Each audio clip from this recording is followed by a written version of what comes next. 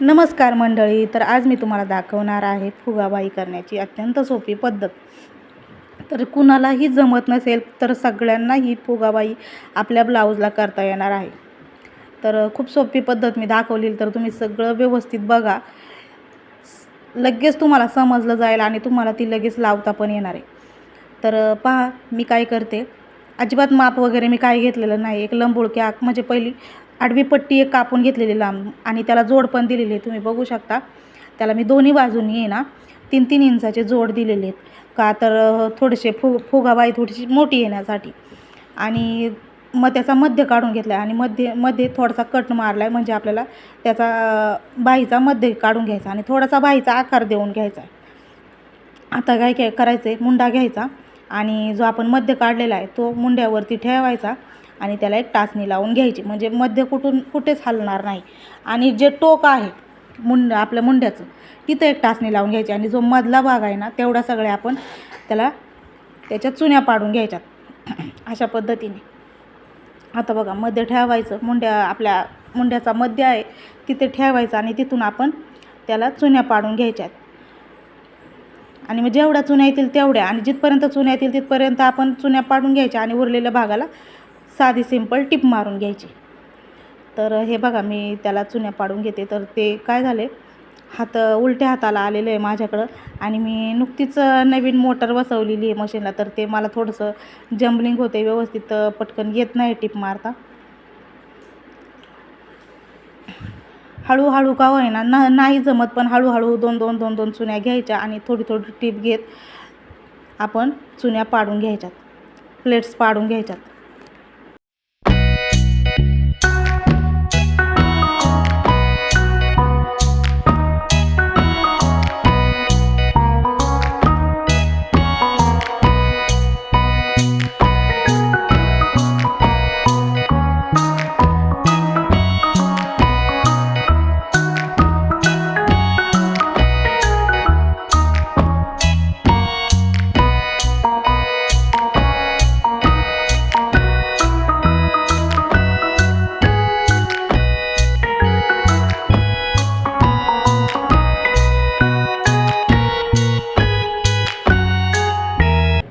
तर इथं पण मी काय करते, दुसरी बाजू ही, तर ह्या दुसऱ्या बाजूला पण व्यवस्थित चुन्या दोन एकसारख्या पाडून घ्यायच्या.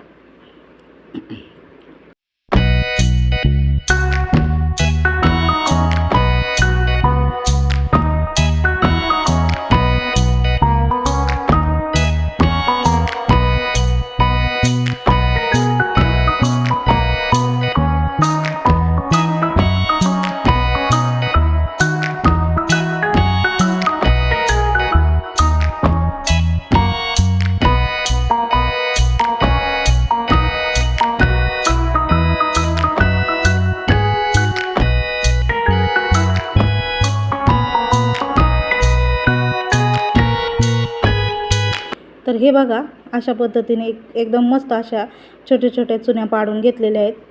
आणि मी काय केले, कडेनं एक आपल्या दंडघेर असतो त्या बाजूने एक मोठी टीप घालून घेतली आणि त्याचा दोरा ओढून तिथं मी चुन्या पाडून घेत आहे. दोरा ओढल्यानंतर आपोआप चुन्या पडल्या जातात.